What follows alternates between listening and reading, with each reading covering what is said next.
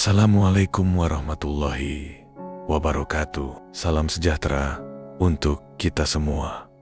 Om Swastiastu, Namo Buddhaya, salam kebajikan, Shalom. Semoga kita semua selalu diberikan rezeki yang lancar, kesehatan yang baik, dan umur yang panjang oleh Sang Pencipta. Jangan lupa untuk membalas salam ini di kolom komentar.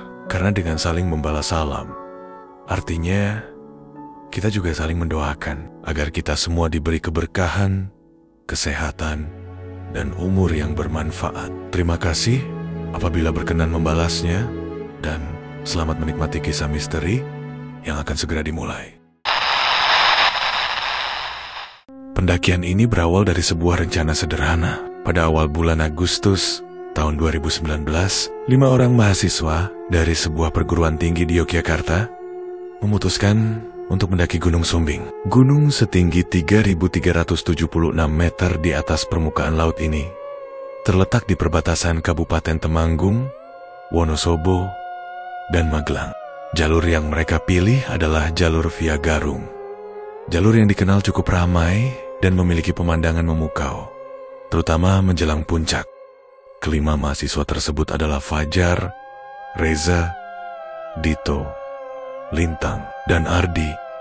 Mereka telah bersahabat sejak semester awal kuliah dan sering melakukan pendakian bersama. Gunung Merbabu, Andong, dan Prau sudah mereka taklukkan. Namun, Gunung Sumbing menjadi target pendakian mereka berikutnya karena dianggap lebih menantang, sekaligus menjadi pelepas stres menjelang skripsi. Mereka berangkat dari Yogyakarta pada hari Jumat sore menggunakan mobil sewaan. Perjalanan menuju base camp Garung memakan waktu sekitar 5 jam. Di dalam mobil, suasana penuh tawa dan canda. Fajar yang duduk di kursi depan terus membahas teori mistis tentang gunung. Sementara Dito, yang paling jahil, sesekali mengganggu Lintang dengan cerita-cerita hantu. Reza, yang paling pendiam, hanya tersenyum dan sesekali menanggapi. Tapi dari semua cerita itu, ada satu kalimat Dito yang terdengar aneh. Ia berkata, kalau beruntung, kita bisa lihat pasar setan di gunung. Katanya, tempatnya selalu pindah-pindah, kadang di Lawu, kadang di Merapi, kadang di Sumbing. Ardi menimpali dengan tertawa. Kalau pasarnya ada, ya sekalian aja beli oleh-oleh dari alam lain. Candaan itu dianggap angin lalu, tapi ternyata justru menjadi awal dari semuanya. Mereka tiba di base camp Garung sekitar pukul 4 sore. Setelah melakukan registrasi dan pengecekan perlengkapan, mereka istirahat sebentar sambil makan malam ringan di warung dekat base camp. Warga setempat sempat memperingatkan agar tidak terlalu malam mendaki. Namun, mereka merasa percaya diri karena sudah terbiasa mendaki malam hari. Sekitar pukul 6:30, mereka mulai berjalan dari base camp Garung menuju pos pertama. Suasana saat itu masih cukup terang, meskipun matahari mulai tenggelam di balik pegunungan. Jalur awal berupa jalan tanah dan ladang warga, dengan ilalang yang mulai menguning di sisi kiri kanan. Angin sore berhembus pelan, langkah mereka masih penuh semangat. Saat memasuki hutan menuju pos 2, suasana mulai berubah. Pepohonan lebat dan akar-akar besar mulai mendominasi jalur. Kabut tipis mulai turun perlahan. Jam tangan Reza menunjukkan pukul 8 malam ketika mereka sampai di sebuah lahan datar yang cukup luas. Tempat itu tidak memiliki penanda apapun. Tidak ada papan bertuliskan pos 3 atau sejenisnya. Fajar menyarankan untuk mendirikan tenda di sana. Lokasinya terlihat cukup aman dan jauh dari jurang.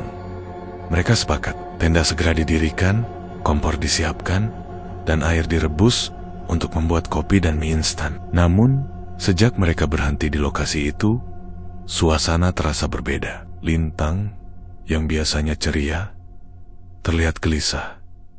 Ia sempat bertanya, "Kalian yakin ini pos 3? Kenapa aku ngerasa ini tempat yang belum pernah dilewatin?" Reza menjawab, "Ya mungkin jalurnya sedikit berubah, udah lama nggak ada yang kesini." Tapi dalam hati, Reza juga merasa aneh. 2 tahun lalu, Ia pernah mendaki lewat jalur yang sama, tapi ia tidak mengenali tempat ini. Tidak ada batu besar yang biasa dijadikan tempat duduk. Tidak ada pohon cemara yang menjulang seperti dulu. Dan yang paling aneh, tidak terdengar suara satupun makhluk malam. Tidak ada jangkrik, tidak ada burung hantu, tidak ada desir angin dari pucuk pohon. Hutan itu terasa mati. Mereka mencoba mengabaikannya dan menikmati makan malam. Suara api dari kompor portabel dan obrolan ringan sedikit menghidupkan suasana. Tapi aroma aneh mulai tercium, wangi bunga bercampur bau dupa. Aroma yang biasanya hanya ada di tempat-tempat ritual. Dito mencium bau itu paling awal. Ia berkata sambil bercanda, "Wah, jangan-jangan ini pasar setannya. Siapa tahu kita bisa beli kopi dari dunia lain." Semua tertawa. Tapi Lintang tidak. Ia hanya menatap ke arah hutan gelap di samping tenda. Seolah ada sesuatu yang mengawasinya. Malam semakin larut. Angin mulai bertiup pelan. Kabut semakin tebal, menutupi seluruh area sekitar. Mereka masuk ke dalam tenda dan bersiap tidur. Namun, di luar, alam mulai berubah menjadi panggung dari dunia yang tak kasat mata. Satu hal yang belum mereka sadari malam itu adalah mereka tidak sedang berada di tempat biasa. Mereka telah melewati batas yang tak terlihat. Bukan lagi sekadar hutan, bukan lagi sekadar jalur pendakian, tapi gerbang menuju sesuatu yang jauh lebih tua dan lebih menyeramkan. Dan malam itu menjadi awal dari sebuah kisah yang tidak akan pernah mereka lupakan. Waktu menunjukkan pukul 2 dini hari. Di dalam tenda, keheningan terasa begitu mencekam. Tidak ada suara angin, tidak ada suara hewan malam. Bahkan, desah napas teman-teman pun terdengar terlalu jelas di telinga Lintang. Ia terbangun dengan tubuh dingin dan jantung berdebar kencang. Ada sesuatu yang membangunkannya dan bukan mimpi buruk, bukan suara keras, tapi keganjilan yang tak bisa dijelaskan oleh logika. Lintang duduk perlahan di dalam tenda. Ia mengucek matanya, berusaha menenangkan diri. Tapi rasa tidak nyaman itu masih membungkus tubuhnya seperti kabut yang merayap pelan. Udara di dalam tenda terasa lebih dingin dari biasanya. Terlalu dingin, bahkan untuk suhu di ketinggian 2000-an meter. Dan di antara keheningan itu, ia mendengar suara yang sangat tidak wajar. Suara gemerincing.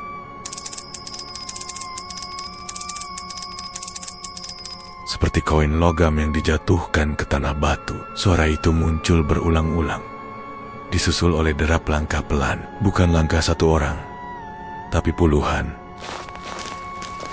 mungkin ratusan. Langkah-langkah kecil, berat, dan pelan, seperti banyak orang berjalan di atas kerikil basah. Rasa penasaran bercampur ketakutan membuat Lintang mendekati resleting tenda. Perlahan, ia membukanya hanya sedikit, sekadar untuk mengintip keluar. Dan saat itu juga, napasnya tercekat. Di balik kabut yang menebal, sekitar 30 hingga 50 meter dari posisi tenda mereka, tampak keramaian. Sebuah pasar. Tapi ini bukan pasar biasa. Lintang melihat puluhan sosok manusia berdiri membentuk barisan. Ada yang menggelar kain seperti lapak dagangan. Ada yang duduk bersila dengan keranjang di depannya. Ada yang berdiri membawa lentera minyak kuno.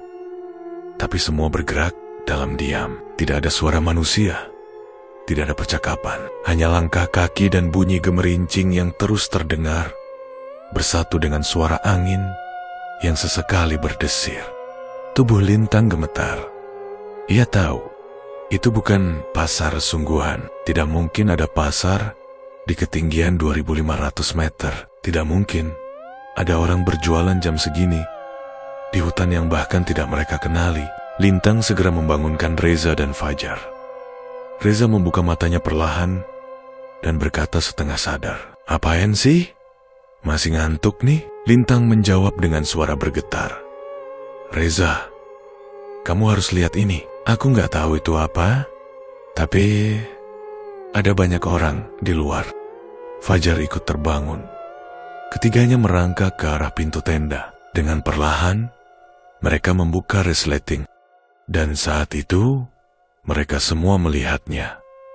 Pasar itu masih ada, bahkan kini tampak lebih jelas. Lampu-lampu minyak menyala dengan cahaya kuning remang. Kabut menipis sedikit, memperlihatkan detail yang lebih menakutkan.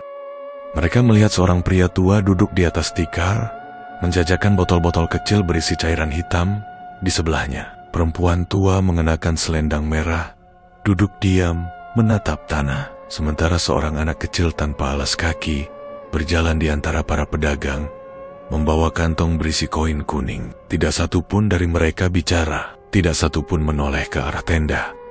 Namun, suasana itu membuat dada mereka sesak, seperti ada sesuatu yang berat menggantung di udara. Tiba-tiba, tanpa mengatakan apapun, Dito membuka pintu tenda dan berjalan keluar. Langkahnya tenang, matanya kosong, seolah ia sedang berjalan dalam tidur. Tangannya lurus ke depan, seperti tertarik oleh sesuatu. Reza berteriak memanggilnya. "Dito, kamu mau kemana?" Tapi Dito tidak menoleh. Ia terus berjalan menuju pasar gaib itu. Fajar dan Reza bergegas menyusul, tetapi langkah mereka terasa berat, seolah kaki mereka tenggelam di dalam lumpur yang tak terlihat. Kabut menebal seketika. Dalam hitungan detik, pasar itu menghilang. Dan Dito pun ikut lenyap dalam kabut. Mereka berteriak memanggil namanya berulang-ulang. Tapi tidak ada jawaban, tidak ada jejak. Tidak ada tanda-tanda arah kemana Dito pergi. Hanya kabut dan diam yang membalas panggilan mereka. Mereka mencari selama hampir 1 jam, menyusuri area sekitar dengan senter, memanggil, berteriak, bahkan membaca doa-doa dengan suara lantang. Namun, semua usaha itu sia-sia saja hingga akhirnya menjelang subuh. Mereka menemukan tubuh Dito terbaring di bawah pohon besar sekitar 50 meter dari tenda. Ia tertidur dengan posisi miring, tangan kirinya menggenggam sesuatu. Reza mendekat. Dengan tangan gemetar, ia membuka telapak tangan Dito. Sebuah cincin emas polos, namun memiliki ukiran halus yang tidak mereka kenali. Bentuknya melingkar tidak sempurna, seperti buatan tangan zaman dahulu. Dito mulai terbangun, wajahnya pucat dan matanya merah. Ia memandang mereka dengan tatapan kosong, lalu berkata, "Dia memberikannya padaku." Nenek itu bilang, "Ini adalah jatahku." Mereka semua terdiam, tak ada yang tahu apa maksud kalimat itu. Dito tidak mengingat bagaimana ia keluar dari tenda. Ia tidak tahu siapa nenek yang dimaksud. Ia bahkan tidak percaya ketika Reza memberitahunya bahwa ia hilang selama hampir 2 jam. Lintang melihat cincin itu dengan tatapan takut. Ia tahu benda itu bukan milik dunia ini. Dan yang lebih mengerikan, di tanah tempat Dito ditemukan, terdapat bekas alas tikar dari anyaman pandan dan sisa lilin kecil yang sudah meleleh habis, seperti sisa dari sebuah transaksi gaib. Matahari mulai naik perlahan dari balik punggung gunung, tapi sinarnya terasa dingin. Tidak ada kehangatan pagi itu, hanya kecemasan yang makin menguat di dalam hati mereka. Mereka sadar pendakian ini bukan sekadar petualangan. Mereka telah memasuki wilayah yang tidak seharusnya mereka pijak. Dunia lain telah menunjukkan dirinya, dan satu dari mereka telah terlibat terlalu dalam. Dan dari titik itu, perjalanan pulang tidak akan pernah sama lagi. Pagi itu, kabut perlahan menghila, namun ketenangan yang ditinggalkan justru terasa janggal. Langit memang tampak lebih terang, tetapi hawa yang mengelilingi mereka masih dingin. Tidak sekadar dingin karena cuaca, tapi dingin karena sesuatu yang tak terlihat masih mengawasi. Lintang, Reza, Fajar, dan Ardi duduk melingkar di depan tenda. Sementara itu, Dito masih terbaring di dalam, tertutup sleeping bag hingga leher. Wajahnya pucat, tatapannya kosong. Ia tidak banyak bicara sejak ditemukan di bawah pohon besar tadi malam. Di tangan kirinya, cincin emas itu masih melekat. Setiap kali seseorang mencoba menyentuh cincin itu, Dito langsung menepis dengan marah. Bahkan Reza, yang paling dekat dengannya, mendapat bentakan keras saat mencoba melepas cincin itu dari jarinya. Dito berkata dengan suara berat, "Jangan ambil, ini milikku. Aku sudah membayarnya." Kata-kata itu membuat mereka saling pandang. "Bayar? Bayar dengan apa?" Ardi yang sejak tadi diam, akhirnya berkata pelan, "Kita harus turun, secepatnya. Ini bukan gunung biasa, dan kita sudah melewati batas." Tanpa banyak bicara, mereka mulai membereskan tenda. Tapi gangguan belum berhenti. Saat menggulung matras, Lintang tiba-tiba terjatuh dan memegangi kepala. Ia mengeluh pusing, lalu muntah berulang kali. Muntahannya berwarna kehitaman, seperti lendir pekat. Reza langsung mendekat, mencoba membantu. Tapi Lintang menolak disentuh. Matanya menatap kosong, seolah melihat sesuatu dari kejauhan. "Ada yang mengikuti kita," bisiknya. Fajar menguatkan diri, merangkul Lintang, dan menyuruhnya duduk. Ia mencoba membasuh wajah Lintang dengan air dari botol. Tapi saat air itu disiramkan, Lintang justru menjerit kesakitan, seolah air itu adalah api. Sementara itu, Dito keluar dari tenda. Jalannya lambat, kepalanya menunduk. Ia memeluk tubuh sendiri, seperti kedinginan, tapi wajahnya tersenyum. Tapi itu bukan senyum biasa. Senyumnya panjang, perlahan, dingin, dan tidak menunjukkan emosi apapun. Bahkan bola matanya tidak bergerak, hanya menatap lurus ke depan. "Seseorang sedang menunggu," ucapnya pelan. "Dia ingin aku bawa cincin ini ke rumahnya." Semua terdiam. Tak ada yang tahu harus berbuat apa. Mereka hanya bisa saling menatap, berharap pagi itu segera berakhir. Perjalanan turun dimulai pukul 9 pagi. Jalur yang mereka lalui tidak terasa seperti jalur saat naik kemarin. Banyak percabangan yang tidak mereka kenali. Tanah yang licin, akar-akar yang menonjol, dan jalan setapak yang seolah berputar di tempat. Reza berkali-kali membuka aplikasi GPS di ponselnya, tapi sinyal menghilang total. Kompas pun berputar tak menentu, seolah arah mata angin pun ditutup dari pandangan mereka. Di tengah perjalanan turun, mereka mendengar suara tawa anak kecil. Suara itu bergema di antara pepohonan, lalu disusul suara orang memanggil-manggil nama Dito. Dito tersenyum. Ia membalas panggilan itu dengan bisikan, "Aku datang, Nek." Tanpa aba-aba, ia berlari menuruni lereng yang curam. Reza dan Fajar mengejarnya, meneriakinya untuk berhenti. Tapi Dito terus berlari, hingga akhirnya terperosok dan jatuh terguling di lereng penuh batu dan ilalang kering. Tubuhnya ditemukan beberapa meter di bawah. Kakinya terkilir, bibirnya berdarah. Tapi yang paling mengerikan adalah cincinnya menghilang. Tidak ada yang tahu bagaimana cincin itu bisa lepas. Dito menangis keras. Ia berteriak menyebut nama sang nenek dan memohon agar cincin itu dikembalikan padanya. Suaranya berubah-ubah. Kadang seperti anak kecil, kadang seperti orang tua, kadang terdengar seperti bukan suara manusia. Karena khawatir kondisinya makin parah, mereka memutuskan turun secepat mungkin. Setelah lebih dari 5 jam berjalan, mereka akhirnya sampai kembali di base camp dengan kondisi lelah dan trauma yang membekas dalam. Namun, masalah tidak berhenti di situ. Malam harinya, di penginapan, Dito kembali mengalami kejang-kejang. Mulutnya berbusa, matanya membelalak, lalu ia duduk tegak dan tertawa keras. "Aku tidak bisa pergi kalau dia belum datang menjemput." Reza segera menghubungi warga sekitar dan menceritakan semuanya.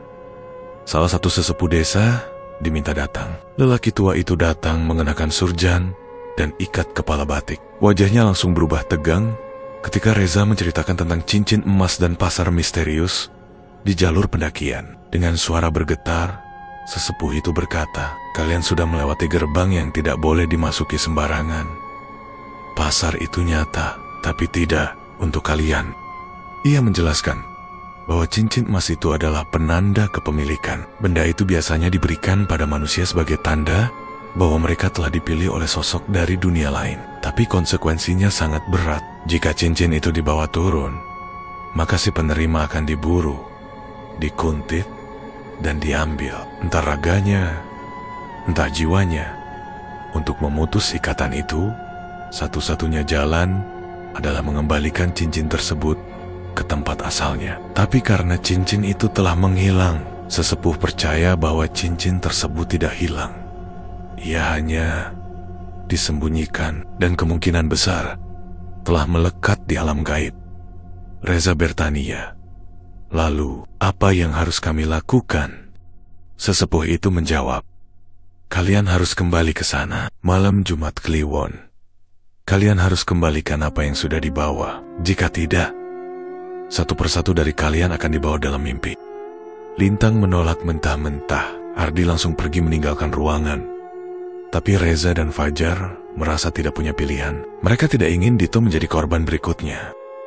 2 malam kemudian, tepat malam Jumat Kliwon, Reza dan Fajar ditemani sesepuh dan 2 warga lokal kembali naik ke Gunung Sumbing. Mereka membawa sesajen, dupa, bunga 7 rupa, dan kain mori putih. Di bawah pohon tempat Dito dulu ditemukan, mereka duduk melingkar dan menaruh sesaji. Doa-doa dibacakan, dupa dinyalakan, lalu angin berhenti. Dalam keheningan itu, daun-daun kering berputar sendiri. Aroma melati mendadak menyengat, dan dari antara semak muncul bayangan samar seorang wanita tua. Wajahnya tidak terlihat jelas, tapi tangan keriputnya menunjuk ke arah batu kecil di dekat akar pohon. Dengan hati-hati, Reza mendekat dan menggali tanah di bawah batu itu. Dan benar, di sana cincin emas itu tertanam, masih utuh, masih hangat, seolah baru saja ditanam. Sesepuh segera mengambil cincin itu dan meletakkannya di atas sesaji, lalu membungkus semuanya dengan kain putih. Doa penutup dibacakan, dan perlahan sosok nenek itu memudar, hilang ditelan kabut. Setelah ritual selesai, mereka turun dengan tenang. Tidak ada gangguan, tidak ada suara aneh, tidak ada aroma melati. Dan sejak malam itu, Dito mulai membaik. Ia tidak ingat kejadian aneh apapun. Bahkan, ia tidak mengenali cincin yang diperlihatkan padanya. Ingatannya terhapus total. Seolah semua yang terjadi hanyalah mimpi buruk bagi mereka yang tersisa. Namun, satu hal yang membuat bulu kuduk Reza berdiri adalah sebuah foto. Sebelum mereka turun dari pendakian hari pertama, Reza sempat memotret area sekitar tenda. Foto itu diambil secara acak, tanpa tujuan khusus. Tapi saat ia melihat ulang, ada sosok wanita tua berdiri di belakang tenda.